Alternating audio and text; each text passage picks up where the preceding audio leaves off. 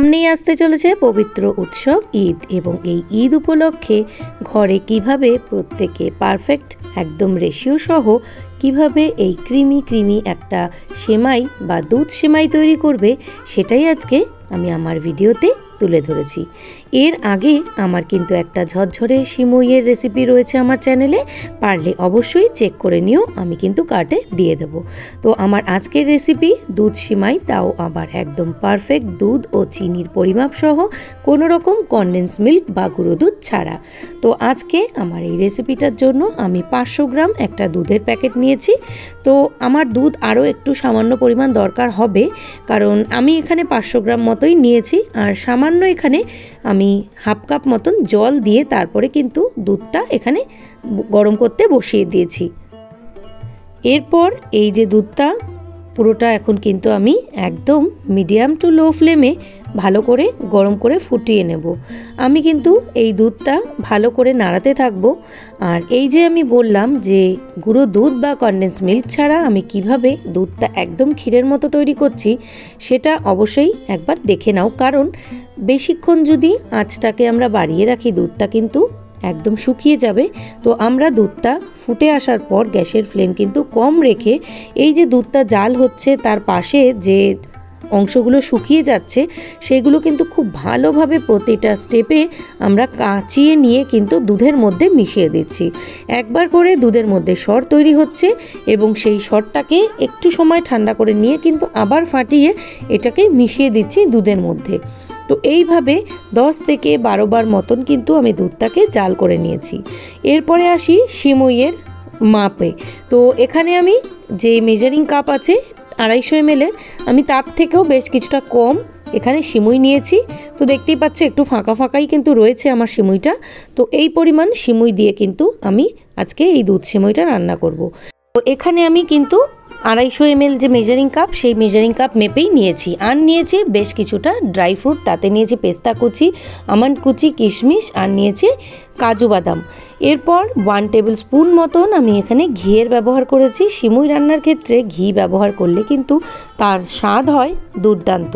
তো এরপর আমি কিন্তু ড্রাই ফ্রুটগুলো আগে এই ঘিয়ের মধ্যে দিয়ে নিয়েছি, গ্যাসের ফ্লেম একদম কমিয়ে। এখানে কিন্তু আমি কিশমিশের ব্যবহার করিনি, কারণ কিশমিশ যদি এখন দেওয়া হয় কিশমিশের কালার চেঞ্জ হয়ে যাবে এবং চট করে এটা পুড়ে যাওয়ার চান্স থাকবে।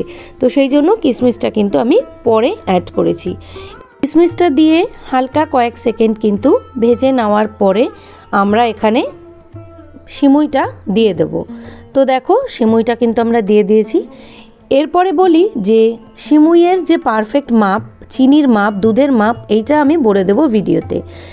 1 কাপ মতন যদি সিমুই ব্যবহার করা হয় তাহলে 4 কাপ মতন কিন্তু দুধের পরিমাণ লাগবে। আমি এখানে কিন্তু 250 ml যে মাপে নিয়েছি সেখানে কিন্তু আমার এখানে প্রায় 750 মতন দুধের ব্যবহার করতে হয়েছে। এখানে তোমরা দেখতে পেয়েছো যে আমি 500 গ্রাম দুধ নিয়েছিলাম, আমি কিন্তু এখানে আরও 2 কাপ মতন দুধ অ্যাড করেছি অফ ক্যামেরাতে। ওটা আমার যেহেতু গরম করা ছিল তাই জন্য কিন্তু আমি আরও 2 কাপ মতন দুধ ব্যবহার করেছি। আর চিনি আমি নিয়েছি যতটা সিমুই নিয়েছিলাম তার অর্ধেক। তো চিনিটা অ্যাকর্ডিং টু ইয়োর টেস্ট, তোমরা যে যেরকমভাবে টেস্টের পছন্দ করো সেই রকম টেস্টই ব্যবহার করবে। তো আমরা চিনিটা কিন্তু দুধের মধ্যে দিয়ে দিয়েছি, আর এখানে সামান্য দিয়ে দিয়েছি নুন।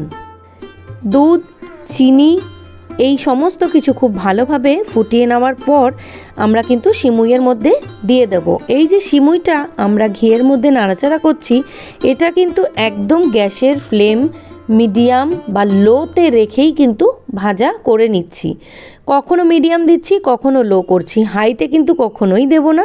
সিমুইয়ের মধ্যে যদি কালচে রং ধরে যায় তাহলে কিন্তু টেস্ট পুরো নষ্ট হয়ে যাবে।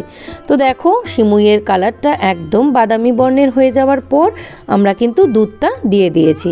দুধটা যেহেতু আমাদের পুরোপুরি তৈরি, একদম জাল দিয়ে ক্ষীরের মতন করা, তাই কিন্তু আমরা এখানে আর একেবারেই জাল করব না।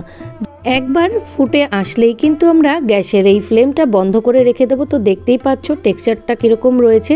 তো 5 থেকে 10 মিনিট বাদে কিন্তু ঠান্ডা হয়ে যাওয়ার পর আমাদের এই যে একেবারে ক্রিমের মতন, পুরো আইসক্রিমের মতন লাগবে যদি ফ্রিজে রাখা থাকে, আর গরম গরম যদি খাও অসাধারণ লাগবে এই রকম সিমুই। তো ঈদ উপলক্ষে তোমরাও কিন্তু বাড়িতে বানিয়ে নিতে পারো দুধ আর চিনির পারফেক্ট মাপ সহ এইরকম দুধ সিমুই। ভিডিওটা কেমন হয়েছে অবশ্যই কমেন্টের মাধ্যমে জানিও। ততক্ষণ পর্যন্ত সকলে ভালো থেকো এবং আরও নিত্য নতুন রেসিপি দেখতে হলে আমার চ্যানেলটাকে সাবস্ক্রাইব করে রেখো। তো চলো আজকের মতো টাটা। আর নতুন বন্ধুদের জন্য রইল অনেক ভালোবাসা।